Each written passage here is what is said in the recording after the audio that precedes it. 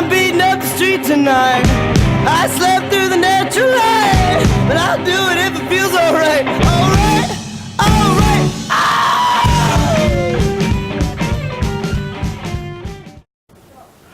Welcome to the Central Coast Poetry Shows, and I'm your host, Jim Russo. My reason for producing this show is this. For about 10 years, I've been reading and attending poetry readings all over California's Central Coast. During that time, I've had the privilege of hearing and seeing some very talented poets read their own words. This show is to be a platform for those poets to be seen and heard by you. We'll be producing 2 30-minute shows per month with 2 poets per show. Each poet will have a short conversation and 8 minutes of uncensored open mic. Now here's a few facts about my first guest, Janet Trenchard. Janet writes poetry and sometimes short fiction.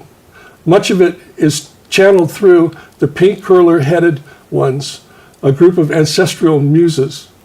She's been published in the Porter Gulch Review, Diamond Dust, Paisley Moon, Hill Tromper, and other publications. Her first book of poetry, Infrared, was published in 2017 by Blue Bone Books. She's also a visual artist exhibiting around the Bay Area. And welcome, Janet. Thank you, Jim. Welcome to my show. Thank you. It's good to be here. So what I think we'd like to talk about with you is your process, is how does it work?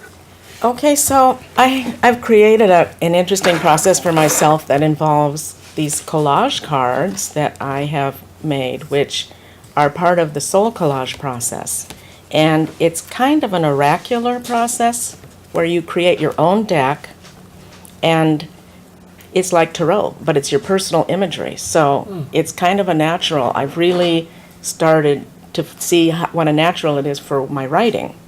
Although I wrote before I knew this process, Right. it's really informed my process.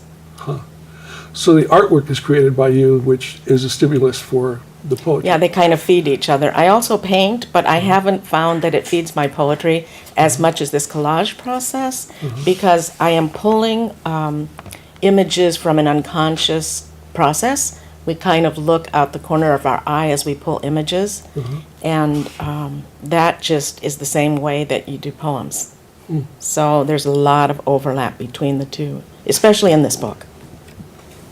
So, I'm excited about your new book. How long have you been doing this process?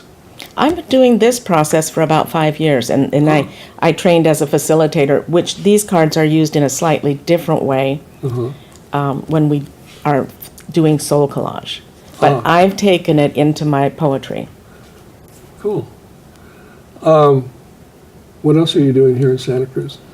Well, You'd like us to know about? Yeah, I'd like you to know that I'm kind of new to 17th Avenue Studios, and I have a painting process there. So that's and one of my paintings is the cover of my book, which I'm pleased with how that came out. I am too, yeah.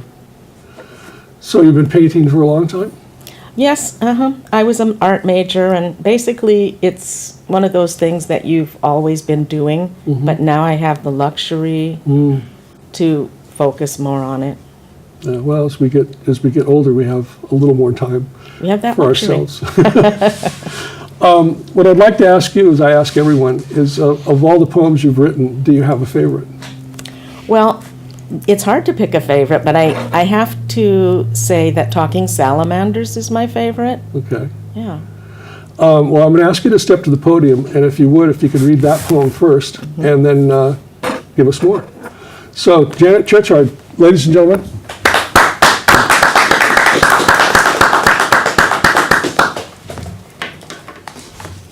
Okay, I'll start with Talking Salamanders.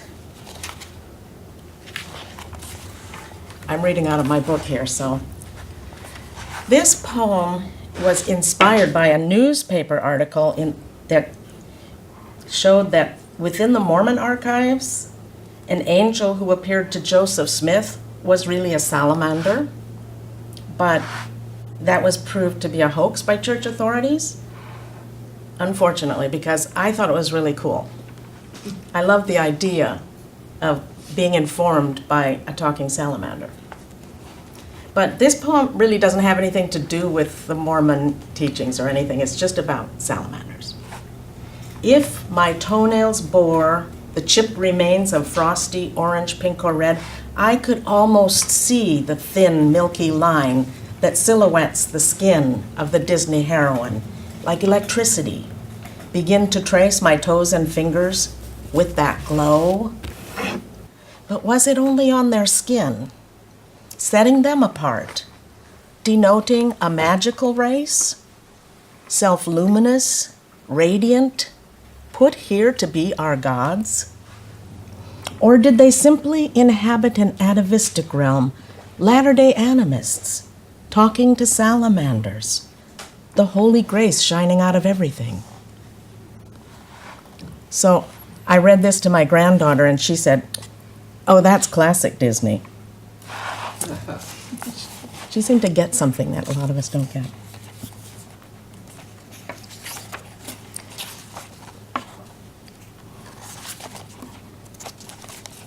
Next, I'm going to read one of my party poems. My soul collage cards have ended up showing up all these characters, and I put them in party scenes. And this one is Weekend at God's. There we were as the sun came up, standing around on the lawn in dress shoes. We'd partied all night. Passing the kitchen, I heard God's wife complain as she tried to wrestle something out of the freezer. We've barbecued almost everything in creation. I looked around me. God's place out in the country was, well, palatial. And I was struck with the feeling I'd been here before. There, out in back, beyond those olive trees, someone used to live there. Someone I had to see. No one noticed me slip away behind the trees, where I spotted the little shack just as it was before. I passed some dark-skinned men working on the grounds. They said, "Yes, it's her. Oh, she's still there, most definitely." Her hut was flimsy and smaller than I remembered.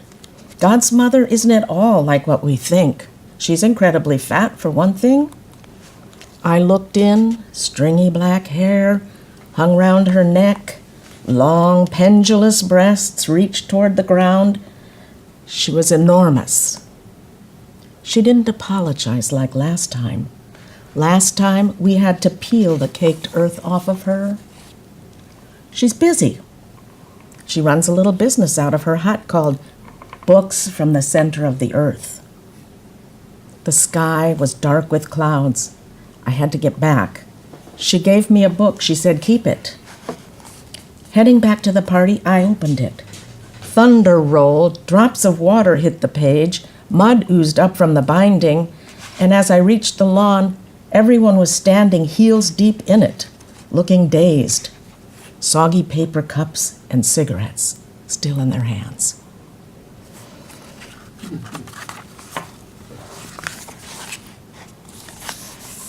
This one may go with it. This may relate also to that party group. Mothers, Gods, and Angels.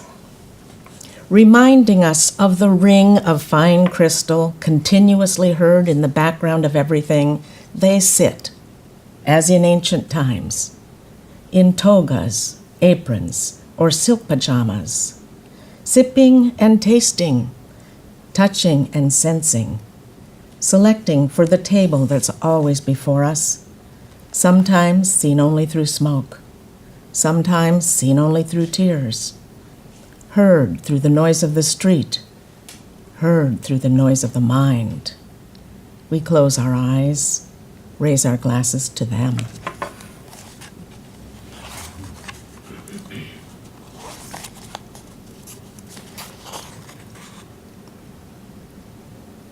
Okay, Paige. Okay, I'm going to read another party poem.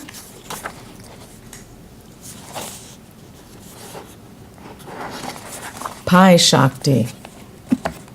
He had passed through blue doorways in a suit and tie, gained entrance into temples and white cloud pavilions, wandered among lost lords of the underworld, with their cigars and Ray-Bans, their beards and motorcycles. They forgave him. They seemed to take his sins upon themselves with a wink and a clink of glasses. All his searching, and yet he had overlooked her. How had he missed this point of light? Bare feet planted in American dirt, Jesus written all over her face. He opened himself to the touch of her radiant squash blessing. Thunderclouds gathered. Natural laws were broken. His heart opened like a pumpkin in the rain.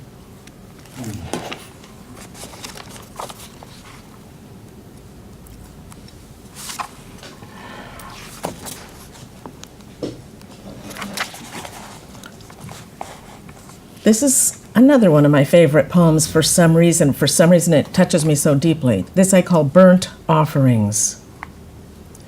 Barbara in the doorway, her wild hair gray now, pulled back, no pearls, no makeup.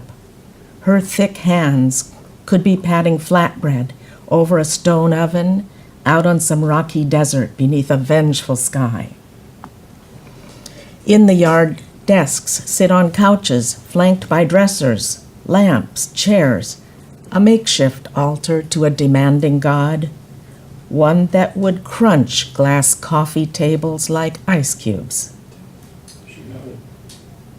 I wander in awe from room to gutted room, carpets stripped, concrete floors a solid ground for her work. The slate entryway where the giant tree fern once stood, skylit, opens onto large rooms inhabited now by her sculptures, as graceful as natural stone formations in some underground cavern or on the moon. In the doorway between past and present, husbands and children all grown up and gone.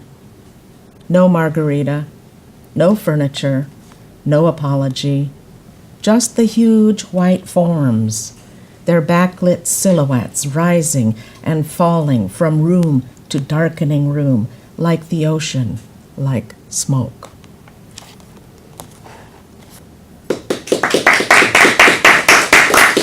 Thank you, Janet. Thank you. Now, my next guest is Robin Lysne. She's an MA, MFA, and a PhD, and the author of 6 books, an artist, and for 30 years, an energy medicine practitioner. Her most recent books are Mosaic, New and Collected Poems, Handbook to Heart Path, an Energy Medicine Guide, and Poems for the Lost Deer, Blue Bone Books in 2014. Robin also wrote Heart Path and Sacred Living and Dancing Up the Moon. That's by Canary Press in Berkeley.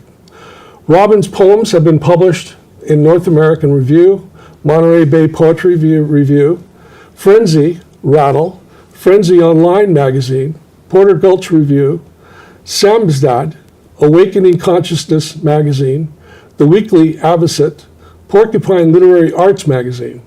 She is a member of the Association for Energy Psychology, Poetry San Jose, Poetry Santa Cruz, and Emerald Street Poets of Santa Cruz. And now my guest, Robin. Welcome, Robin. Hi, John. Nice to see you. Nice to see you. So I know you're involved in Blue Bone Books, and as well as the Emerald Street group, and they're kind of connected in a sense. If you could fill us in on the politics or symbiotic relationship they have. Yeah, well, the Emerald Street Poets is a group of poets that come together twice a month to critique each other's work. And we've been coming together for almost 20 years. Janet Trenchard's part of that, as well as many other poets. And from that group, there was a group of poets that weren't getting published, and I wanted to see their books published. So about 4 years ago, we started a cooperative press. We were having a holiday party at my home, and it came up that we wanted to do a cooperative press and get other people's books published. So there's about 6 of us from the Emerald Street group. that formed Blue Bone Books Poetry Cooperative. It's also a press that helps me to publish other books that I have, metaphysical books, possibly a novel, some children's books. But since I have several books, the poetry is where my heart is. So that's where I really love to see and see these poets come with their fine work. And also many of them in Blue Bones we discovered have another art form. So the unique kind of moniker of our particular press is that we also are either visual artists, musicians, we are historians that are bringing photos.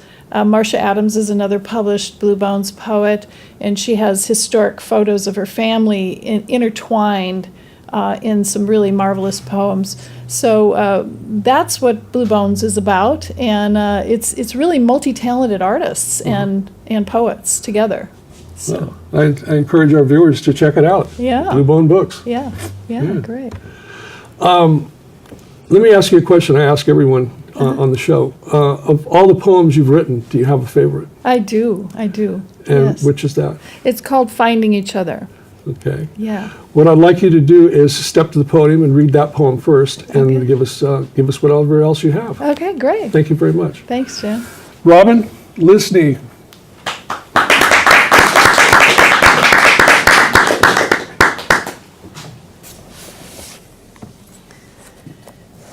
I wrote this poem for a wedding many years ago, and it's still one of my favorites. Finding Each Other. How can I speak about the way two streams fall from the same mountain, meet, mix, and flow together? Their union depends on the minerals in those hills, soft places where the land gives way to the persistent trickle of nourishment for spawning fishes. Renewal occurs in the cycle of evaporation, falling from clouds, hiding this blue hope we open to on sunny days. One thing I know, you can't figure out the finding. It's only as natural as an earthquake, or as a heron stretching her wings over a lagoon. In a pool of clouds, she finds her mate standing there, looking through her reflection, taking what comes to him. They share the familiar, the same source flowing from the river. They share safe places and hunting grottos. Their strength is the way they are simply themselves, lifting off to find their place above the river, nesting on a broad fan of pine, on the back of the same ever-changing mountain. The next poem I'd like to read is really dedicated to Santa Cruz. This was written right after the most recent election, and also after the inauguration. It's called Beach Closed. Capitola Beach, Santa Cruz County, 3/11/2017. I watch another family straddle the same sign to explore what winter has washed in. Logs tossed like matchsticks are made into teepees, and children duck in and out to play hide and seek. There must be all races of people out there. Their children exploring what they find, turning over shells, picking up stones, looking for treasure.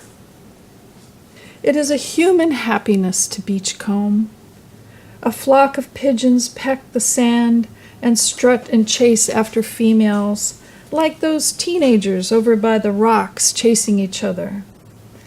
People break rules in Santa Cruz. It's our duty. We do it together, as the sun is going down slowly, even as some are leaving the beach one by one. except those surfers who jog their way through logs and people to reach the waves.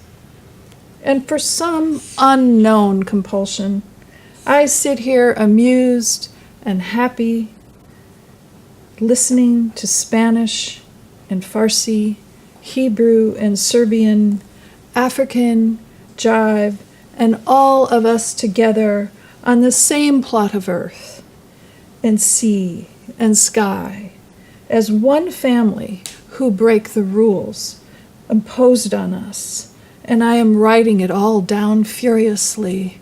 I must be their scribe.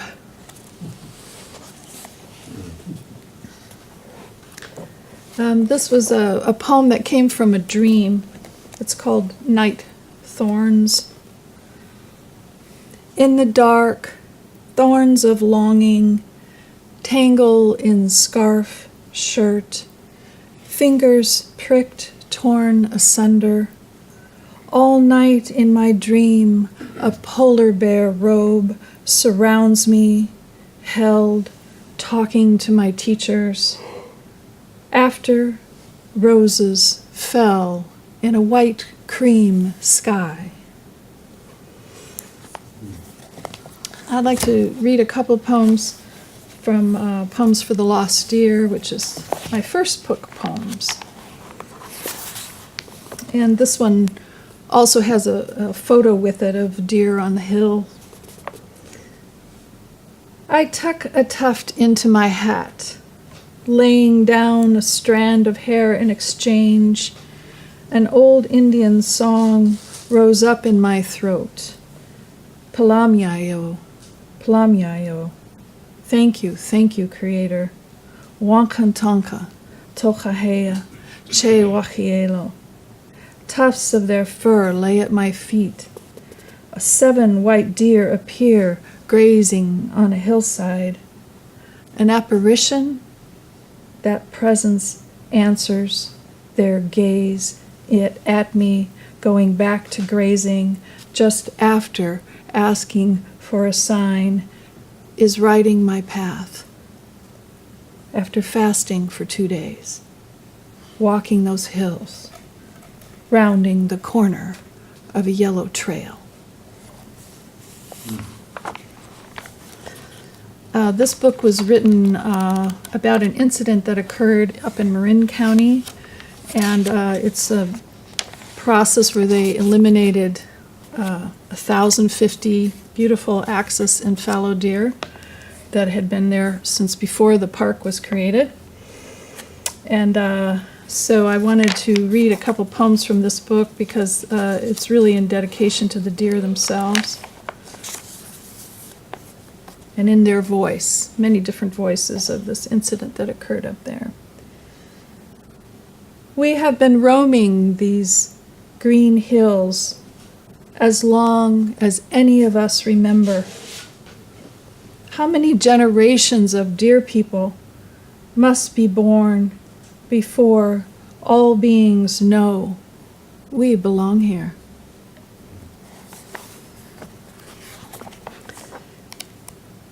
This poem was about the incident, January 31st, 2008. Then hunters came, metal hellbirds overhead, 800 to 80, all our males dead. She hears us. She who sent us hears these shots too. We sing our shrill death cry for them. We sing our ghost dance for the fallen. And the last poem I'd like to read is called Lament for the Deer People. Shining in the inky firmament, no longer the dear child once carried, no longer a womb-bound earth-tide star, no longer here. You were once a dream, a sea, a living moon, a sea of white deer pouring over dark hillsides. Moon of glowing sky, fallen over fields and green hills, A river herd of blue bones, a tide given back to the turquoise sea, always shining beyond the storm-ruined sky. Thank you. Thank you all. Now I'd like to read a poem from my book, The Sway of Color. The title is My Redwood Brother. Stopped in traffic, I see you out my car window. I can see your years. My ancestors are gone now, and your mother cut down long ago. Your twin trunks grow from your mother's heart. You stand majestically reaching up above the damp fog, but your feet are smothered by roadway, sidewalk, and paved bike lanes. No nourishment seeps to your throat, only inches of soil from your roots to drink. Only a few feet away is constant cigarette smoke and idling exhaust pipes that blacken your bark. Sadness overwhelms me, tears fill my eyes. What can I do? How can I undo man's straight lines, man's blindness? Carbon moisture clogs your veins. Bad air becomes the air you breathe. Thinning copper leaves instead of lush dark green limbs. I weep for you, for our children, and I sob for our planet. I call out your ancient Ohlone name and whisper my sorrow. I get out and tightly wrap my arms around you. Can you feel my beating heart? I want you to hear my sadness, my regret, and to know my love, my redwood brother. This poem is titled, The Two-Legged Ones. Follow me to the dolphin tank. Look, what do you think they're thinking about? You're 6 now. It's time you start thinking about this stuff. Do you think they want to learn to walk and join us? They're staring at us. Do you think they recognize us from somewhere? Maybe all people look the same. 1 head, 2 legs, and 2 arms. I don't know if they can see color. You need to think about these things now. How fast can a dolphin swim? What word do they use for water? How many clicks? What order? Do they repeat themselves? They're watching us like they can read lips. They use their radar to know how far they are from the glass. They're not hungry because they're fed and their bellies are full. At this time of day, they just watch the two-legged ones walk past. What do you think they're thinking about? Do you think they're wondering what we taste like? You're 6 now. It's time to start thinking about this stuff. Start asking questions. Start asking yourself questions. Thank you and good night.